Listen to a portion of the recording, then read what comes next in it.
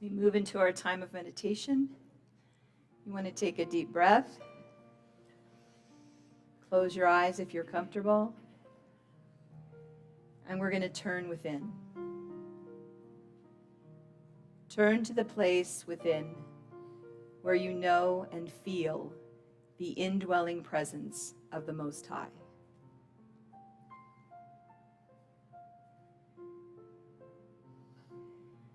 Knowing that all circumstances, all conversations, and even all the annoying situations you encounter are working toward your good. So we recognize God in all things.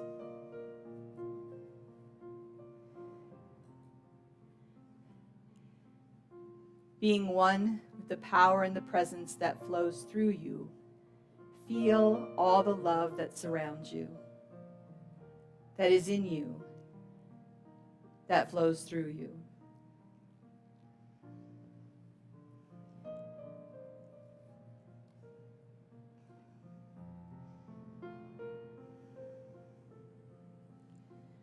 Move into oneness with the divine and feel the indwelling spirit.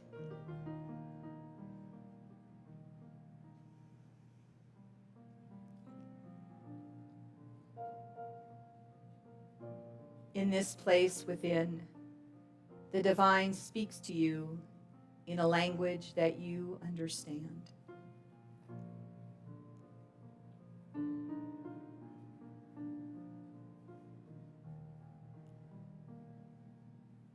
Today, we listen.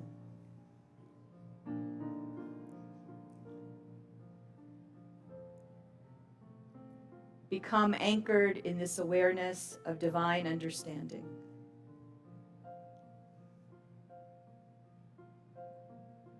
Today, ask your inner knowing, your divine self, what is mine to do?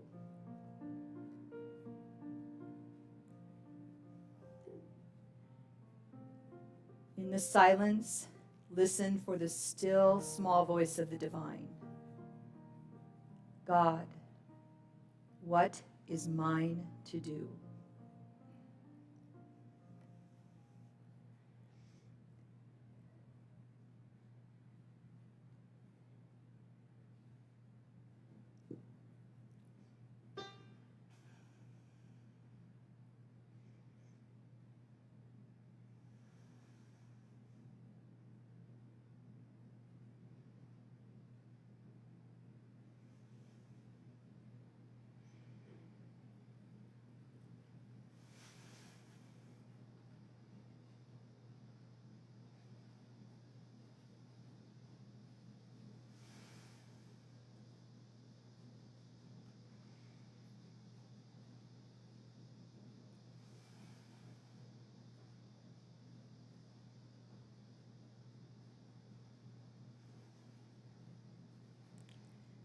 I give thanks, knowing each person here is divinely guided. Thank you for the awareness of our oneness with the divine and with each other. And so it is. Amen. I know that the title of my talk is Break Up with Fear, but that's not exactly what I'm going to talk about today. For me, the last 2 weeks have been filled with epiphany after epiphany, so I'm going to retitle my talk, Woop. Look, he made me a new slide. Woop, W-O-O-P. So don't worry, everything will be made clear. Monday, I had an appointment with my neurologist, Dr. Malzak. I have myasthenia gravis. It's a neurological autoimmune condition. I was diagnosed about 15 years ago, and I see Dr. Malzak every 6 months. So Monday's appointment was a routine follow-up.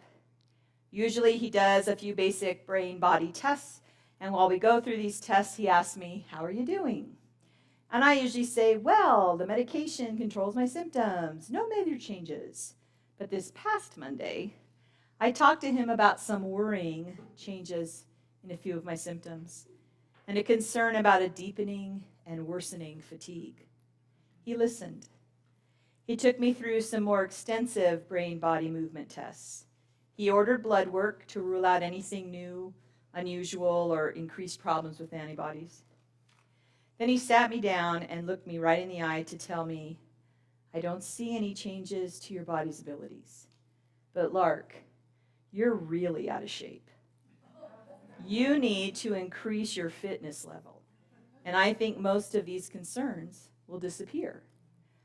I was so relieved. I thought, really? That's it? No new medications? Just exercise more? So I said, I could do that. And I left the office with a spring in my step and hope in my heart, which lasted until I got into my car and buckled my seatbelt. Because even though I said, I can do that, my monkey mind began to ask, why aren't you doing that more? Why haven't you been exercising? You want to, you know you want to. You loved water aerobics. You had plans. What happened? With one part of my brain, I drove home, and with the other part of my brain, I started digging deep. I started asking my inner self, my divine self, my intuition, why haven't I been exercising? I was fairly alarmed at what burbled up. I have been mourning my sister Jana for a couple of years. Yes, Jana was my sister, my friend, my spiritual advisor, and my co-author, but she also held out a vision of my future that I was really looking forward to. Jana and her husband Jim had retired to Portugal. Jim is a Vietnam vet, and he was diagnosed with ALS about a year before Jana was killed in a fatal car crash. When she learned of his diagnosis, we started talking about a future together in Portugal. We figured Mom, given her age, and Jim, given the prognosis of his disease, would make their transitions at about the same time. We were looking 10 years down the road, give or take. So together, we came up with our future plan to be the Zunich sisters retired in Portugal. With my California teacher's retirement, I can live like a queen in Portugal. We even got my eldest sister Leanne invested in the idea. She didn't want to live full-time in Portugal, but she liked the idea of having a home base when she traveled. We were looking into real estate properties and making lists of our must-haves, like a pool. What happens when your carefully made plans blow up in your face and disappear? A marriage ends. Your career is over. You lose a child or a grandchild. A diagnosis devastates the future you envisioned. When I lost Jana and all our future plans, I found myself just putting one foot in front of the other. Many people reached out to help and offer comfort. There was the grief support group with Susan Drysdale's wisdom. I received several devotionals for those who are grieving. While I was in deep grief, I just could not let myself go there. Have you ever felt like if you start crying, you're never going to stop? I kept my head down. I kept going and doing and producing, but not feeling. The thing is, if you don't feel the emotions, even overwhelming emotions, there is no healing. My car ride home from the neurologist helped me to see it was time to do some soul-deep healing. When I am overwhelmed by emotions, my spiritual comfort is to read the book of Psalms. I find in these poems and songs devout believers who poured out their emotions. They sang of love and hope. They sang of being angry with God. They poured out their fear or sang with praise and counted blessings. I get a verse of the day from Caleb in my email each day. Sometimes I'm inspired by the verse of the day, and sometimes I just zap it out. This week, I got a verse from Psalm 18. I looked it up in the Bible, and there's a notation before Psalm 18, and it says, to the director of music. Look, it's right there in the Bible. This was congregational singing. Well, I thought it was exciting. All right, to the director of music, a psalm of David, the servant of the Lord. He sang the words of this song to the Lord. He sang them when the Lord saved him. He saved him from the power of all his enemies and of Saul, David said. And then the psalm begins. I love you, Lord, my strength. The Lord is my rock, my fortress, and my deliverer. My God is my rock in whom I take refuge, my shield and the horn of my salvation, my stronghold. I called to the Lord who is worthy of praise, and I have been saved from my enemies. So I looked it up again in the New International Reader's Version of the Bible, which is more like a paraphrase. And there it said, I love you, Lord. You give me strength. The Lord is my rock and my place of safety. He is the God who saves me. My God is my rock. I go to him for safety. He is like a shield to me. He's the power that saves me. He's my place of safety. I called out to the Lord. He is worthy of praise. He saved me from my enemies. When we interpret this metaphysically, we know that divine spirit lives within us. We are one with the divine. So within my very soul, my divine nature is a place of safety and comfort. God gives me the power to save myself and make my own life safe. The divine spirit can show me my inner wounds and my false beliefs and lead me into a new way of being. Therefore, I am saved from my inner enemies. The second place I go when I need spiritual comfort is music. I think many of you can relate. For me, music has the power to uplift, to change my mood, to inspire, and to help me work through my feelings. I realized I could use music more effectively to help me express what I was feeling. As I said, I have this big question in my heart. Why haven't I been exercising? I know it's related to my grieving process, especially grieving a future with my sisters that isn't going to happen. First, I sought comfort from the psalm that pointed me in the direction that I need to take to find healing, comfort, and safety within. Next, I turned to the healing power of music. Often I listen to music while I work at the computer, and I have a few playlists that I lean into. This week, on comes a song by Jamie Lula, There's a Healing Going On. Kristen sang this song the last time she was here. It's the second verse that struck me straight to the heart. He says, it's my responsibility to heal the wounds in me. I don't know, God, could you have conked me on the head any harder with a spiritual truth? I love Jamie because even he tells me what to do. He says compassion, faith, and love, and hope, and truth, with a capital T, will set us free. I started digging around in my soul with my question, and the first thing I learned is that I have the power to heal myself. But the second thing I learned is I must be compassionate with myself. No more berating or negative self-talk. No more looking in the mirror and thinking, ugh. I looked at the ingredients to help me heal. Faith, hope, love, and truth with a capital T. These are the tools I must use as I confront the grief over losing my ideal retirement with my sisters. It is the grief that is keeping me stuck. And it is more than grief. It is also fear. When praying or sitting in silence with my question, fear is the emotion that keeps surfacing. This caught me off guard. I started to wonder, fear of what? Is it fear of not having a fabulous retirement? I could retire to Portugal by myself, but it wasn't the destination that gave me the excitement. It was being with my sisters. I am fearful that I don't have a plan or even an idea about retirement. I do fear that my physical condition will get worse and I'll be homebound and sickly. Deep down, there is a fear that this heartbreak, this incredible hole in my heart, is not going to heal and I'm going to feel sorrowful forever.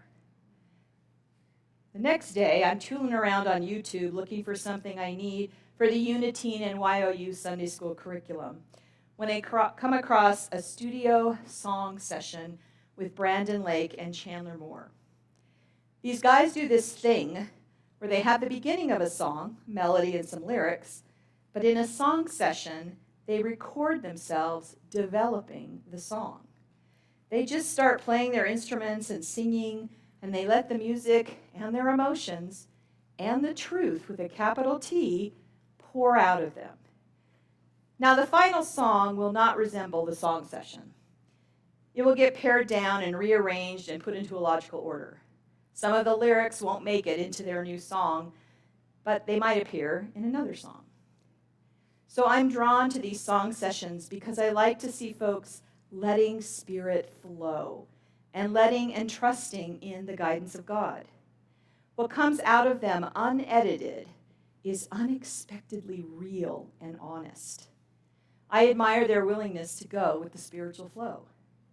Now, when I come across a song section, I listen with an open heart. But this time I got more than I bargained for. God decided to give me another spiritual bonk on the head. Brandon Lake sang, this is the title, Fear is Not My Future. If you're ready for a breakthrough, open up and just receive. Because what he's pouring out is nothing you've ever seen. Okay, this really sucker punched me. I didn't expect it, because the next part of the song was really there. Fear is not my future. Sickness is not my story. Heartbreak is not my home. Death is not the end. These were my very fears.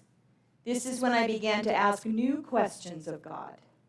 What is my future? If sickness is not my story, where does it go next? I affirm I don't want heartbreak to be my home, and it is time for my heart to heal. Most importantly, I know that I am an eternal being. You are an eternal being. Death is not the end for us. I know all this, but am I living it? Living the advice of this song seems like a good place to start. It starts by allowing in the light. Light, illumination, enlightenment, and lightness needs to come back into my life. So here's the next part of the song. Hello, peace. Hello, joy. Hello, love. Hello, strength. Hello, hope. It's a new horizon. Okay, I need to welcome these things back, these feelings of peace and joy and love, strength and hope back into my everyday life. I am looking toward a new horizon. Even better, look at what I get to let go of. Goodbye, fear. Goodbye, guilt. Goodbye, shame. Goodbye, pain. Goodbye, grave. I'm pretty excited about a future without tiredness, pain, fear, and hopelessness. However, I have no idea how to get there. Given that I'm receiving answers to my questions, my spiritual conks on the head, I start actively looking for a sign or a song or a verse.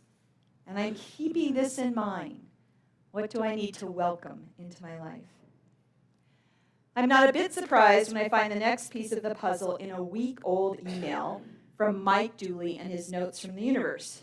I was a little behind on my emails, and so when I opened this one, I was very surprised, but maybe not surprised, to see it said, Friday, August 23. Great, big, innovative, world-changing ideas are plentiful, Lark. People who take tiny little baby steps toward them are rare. Okay, unbelievable. Not only am I getting guidance I need, but I'm getting it when I need it. To be honest, this is all a little mind-blowing. Remember earlier I said I was tooling around on the internet looking for something I needed for the Unitine and Wow You Sunday School curriculum? And I found a song. That day I also found something new, well, new to me, that was perfect for the youth curriculum. It turns out it was also perfect for me. I found my first lesson in taking baby steps. It's called Woop. That's right, W-O-O-P. It's a goal-setting method. The Woop goal-setting technique was developed after 20 years of research and scientific studies by German psychology professor Gabriela Oettingen, looking into the intricacies of your desires, challenges, and strategies to propel you forward. That's a direct quote off the internet. Woop is an acronym. Wish, outcome, obstacle, plan. Ta-da! This is how you take baby steps. Let me tell you how it works. 1, you need a wish or a goal. It's not just a goal, it is something that sparks excitement and drives you. It is personal and meaningful. So there are no shoulds or oughts in this allowed. It is what truly matters to you, something that gets your heart racing with anticipation and something you can realistically achieve with dedicated effort. 2, the first O stands for outcome. You need to paint a picture, a vivid picture of your desired outcome. I mean, visualize it. Take some time every day to see yourself with this outcome. Write out the details. How will it change your life? How will you feel emotionally and physically? Who are you going to celebrate with when you achieve your wish? Dream big. This step is a vital part of attaining your desired goal. So dream in full technicolor and add in smell-o-vision. Number 3, the second O stands for obstacle. This is when you dig deep into your own doubts, fears, and barriers that could hold you back. You must identify the internal obstacles that have the power to derail your progress. What thoughts might come between you and your goal? What habits might hinder your journey? What negative self-talk might arise? What about distractions? What distractions could pull you away from spending time working toward your special, exciting wish? Then the 4th P is for plan. Success is rarely a straight line. Achieving anything is a journey with ups and downs and twists and a couple of turns thrown in. Creating a plan to address obstacles is the key to the success of this method. You don't just identify your inner obstacles, you create a blueprint of how and when to deal with them. This is done with an if-then strategy. With this strategy, you're creating a collection of internal actions you can take to keep on track towards your wish. For example, my wish is to add more exercise in my life. Let's say I decide to walk in the morning. If I have a tendency to be lazy and not want to get out of bed in the morning, then I will make a commitment to a walking buddy. I have to get out of bed for my walking buddy. If you have negative self-talk, such as, I never finish my projects, I'm just going to give up now and save time, then, when those thoughts come, consciously and compassionately tell yourself, that is a false belief and no longer welcome in my head. Replace the thought by repeating, with God's help, I am capable and I will meet my goal. You could have a wish to learn French. However, you're also a busy parent. If I get distracted by my family's needs and obligations, then I will wear headphones at the soccer game and listen to my Babel language lesson. I can practice speaking aloud in the car ride home. As you continue looking at obstacles, you might encounter the false belief that as a parent, I come last. Any belief that places your wants, needs, and desires at the bottom of the pile can lead to discontentment, depression, and a dimming of your God light. You can't shine if you don't think you deserve to shine. You see, planning what you can do to meet anticipated obstacles keeps your wish alive and moving forward. And when you come to an obstacle you didn't anticipate, you have a strategy to deal with it. Let's say you wish you could visit New Zealand, and you've got a savings plan and a goal in mind, but you run over some debris on Route 89. Now you need 4 new tires. This is an unexpected obstacle. Some of your vacation money will have to be diverted to new tires. That is a bummer. It could derail your New Zealand plans. This is the perfect time to use the new strategy. If I must use my savings to buy new tires, then I'm going to have to stop going out to lunch and make my lunch at home. That may not be ideal, and it will take a lot of lunches to equal 4 tires. but it is a way to keep moving forward toward your wish. It also keeps you motivated on your journey to dream and dream and dream of that vacation. I think everyone has an inner struggle that keeps their spirit from soaring. We all have internal obstacles that can keep our spirits small. In this morning's meditation, I asked you to think about what is mine to do. Divine Spirit may have given you a great, big, innovative, world-changing idea. Or Spirit might reveal a place where you are stuck or where fear is in charge instead of love. It is possible the message to you was to love or to forgive or just spread kindness. Whatever it is, remember, fear is not your future. Sickness is not your story. Heartbreak is not your home. And death is not the end. If you're ready for a breakthrough, open up and just receive. Because what God is pouring into you is nothing you've ever seen.